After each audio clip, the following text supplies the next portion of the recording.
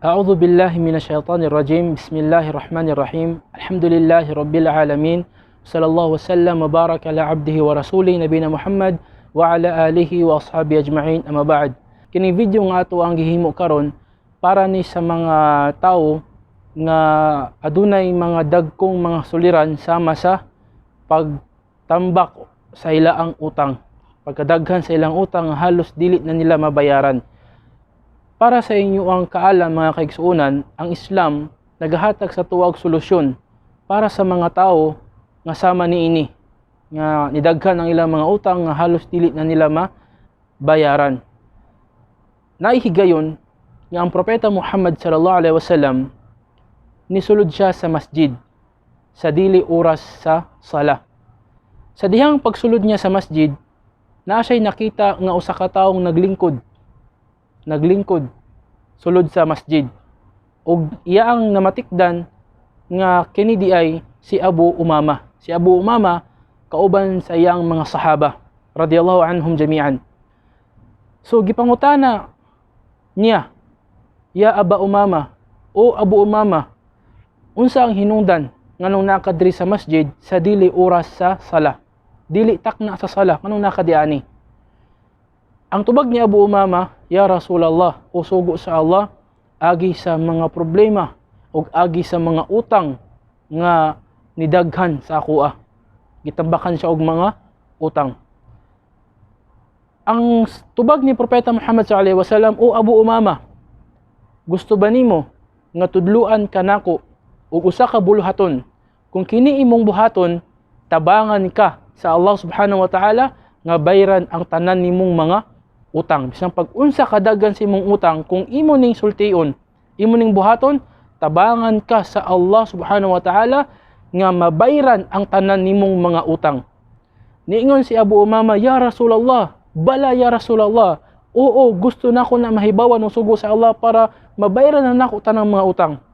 Ang tubag ni Propeta Muhammad sallallahu alaihi wasallam, isulti ni siya, pirmi, isulti ni kanunay, Allahumma inni a'udhu bika minal hammi wal huzn, wa a'udhu bika minal ajzi wal kasal, wa a'udhu bika minal jubni wal bukhl, wa a'udhu bika min ghalabati ad-daini wa qahri ar-rijal.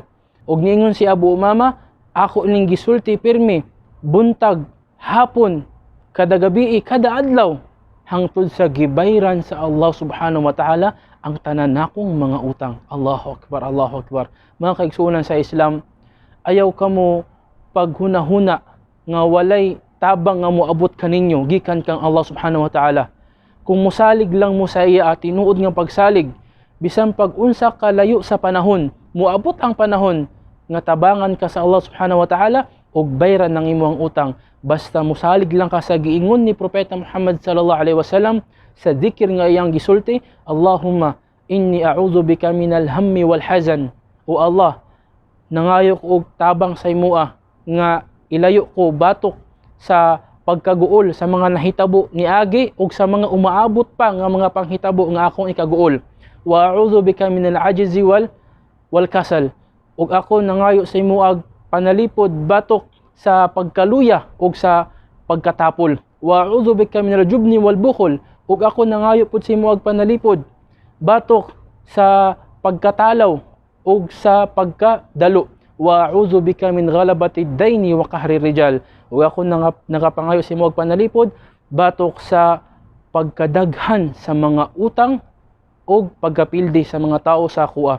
Kining zikir mga kapatid, sultio nato ni siya, pirmi nato na siyang isulti kada buntag ug kada hapon. Pagkahuman nimog sala sa fajar, isulti ni siya. Pagkahuman nimog sala sa maghrib, isulti ni siya. Insyaallah ta'ala, tabangan ka sa Allah, dili man ugma, dili man sunod ugma, o dili man sunod simana, o dili man sunod bulan, pero tabangan ka sa Allah subhanahu wa ta'ala nga mabayran ang tanan nimong mga utang. Basta mosalig lang ka sa iya nga kini siya makatabang sa imua. Ang dhikr nga imong gisulti makatabang ni sa imua, tabangan ka sa Allah sa pamaagi niini. Wa akhiru da'wana anil hamdulillahi rabbil alamin. Assalamu alaikum wa rahmatullahi wa barakatuh.